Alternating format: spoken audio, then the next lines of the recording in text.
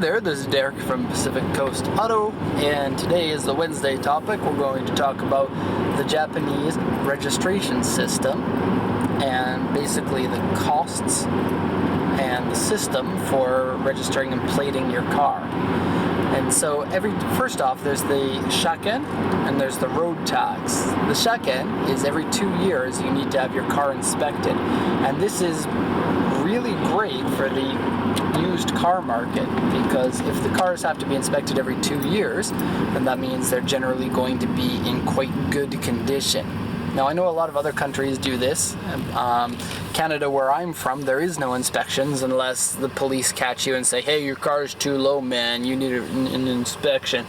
And then they give you like a little piece of paper that says you need to get your car inspected, and then everyone fails because their car's too low. But here in Japan, every 2 years you have to go in for that. Actually, it's when you buy a new car, you get 3 years, and then it's every 2 years after that.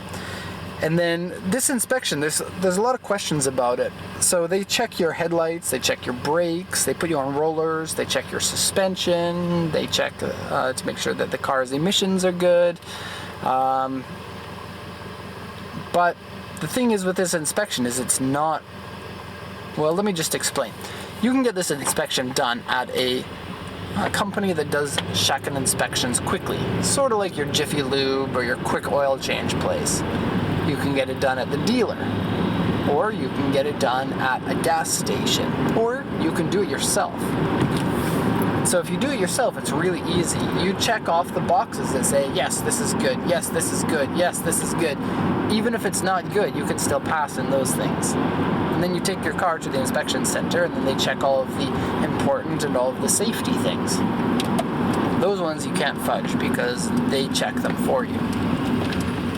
If you take it to one of those quick places, though, or a dealer, what happens is, this is like gold to the dealers or the inspection places, because just like when you go to one of those quick oil change places, they'll show you your transmission dipstick and say, look, man, you need your transmission changed. This is all black and gross. And then you're like, look, man, that's not my transmission dipstick. My transmission doesn't have a dipstick.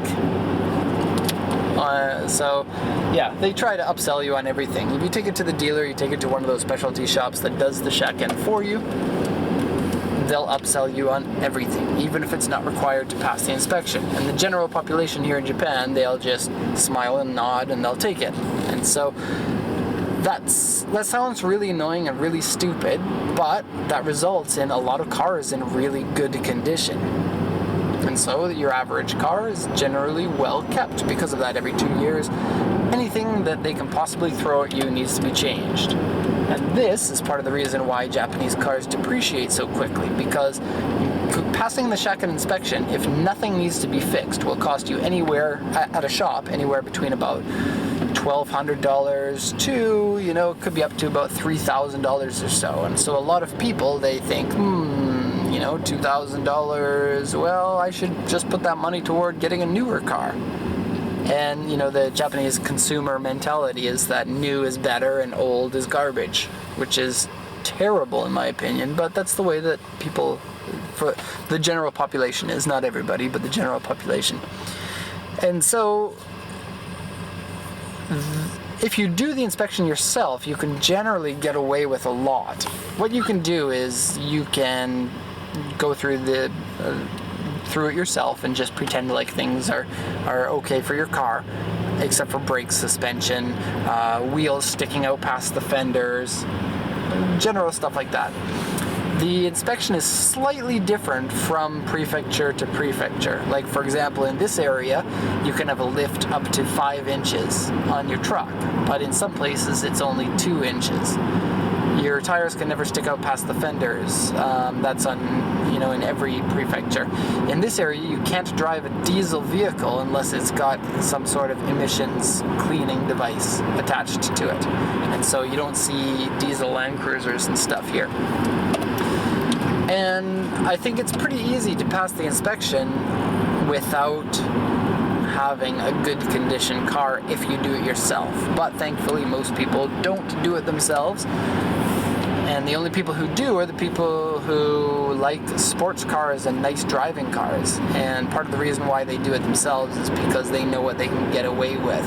And so some of the cars that are not maintained very well are your sports cars, and typically these are the higher mileage cars, and you can tell these ones when you look at the auction sheets. You can kind of get an idea, maybe this car wasn't taken care of very well. You look at the interior pictures, and there's all these wires and lights and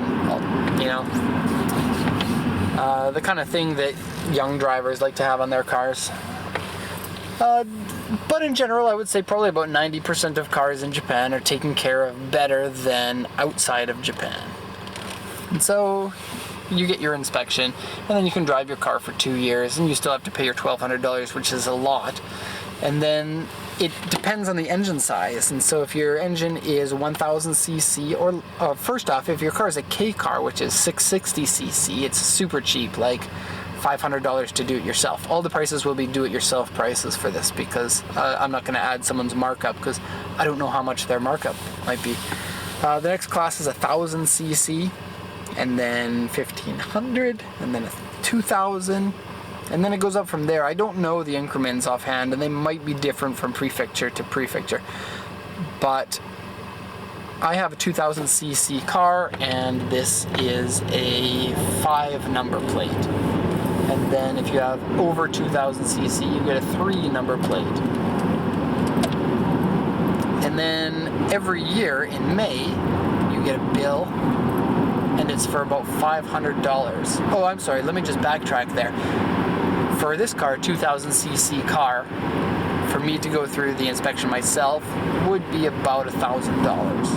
A little bit less than $1,000. And then, depending on the weight of your car, every year you get an invoice. And mine was $500 for the Legacy. The Legacy is just below 1,400 kilograms. If your car is super light and you register it as being super light, then you can get less than that. If it's heavy, you have to pay more. And generally speaking, it's pretty easy. Going through the actual the Shaken inspection yourself, I haven't done it myself, but I hear it's not too difficult. It's like turn on your left signal, turn on your right signal, turn on your hazards, accelerate, decelerate, that sort of thing. And it's sort of like a tunnel that you go through. I've seen it plenty of times. I just haven't done it that often myself. That often, never. The actual Shaken itself, I think, would be just a waste of time for me. I would rather just pay somebody else to do it. And so usually I sell my car when my Shaken is up, just because I don't want the headache of that, and it's easier to just buy a car with Shaken already on it. But that's what the Shaken is, and the road tax. And one other thing, if your car is a modified car, then it goes on the registration for your car. So if it's got an engine swap, or you've changed the emissions or something, you can choose to register that car as a modified car. And what that means is it's easier to pass the Shaken inspection, but it's always going to be on your registration, and the standard population of Japan won't buy a car if it's got a modified title on it, even though if it's just for emissions or something like that. And so there is that. You can also choose to register your car as a 1 number plate. And what that means is instead of every 2 years, you now have to do it every year. But the requirements for passing the inspection are a lot easier. And so a lot of people, especially people with 4x4s or heavily modified cars, might change their registration to a 1 number plate. And so, yeah, that's everything that I wanted to say there. So I hope this video was interesting for you. If you come to Japan, you can see it firsthand, because you have to if you're going to drive a car here. And if you have any questions, you can leave them in the comments section, and I can help with that. So thank you for watching, and have a good day.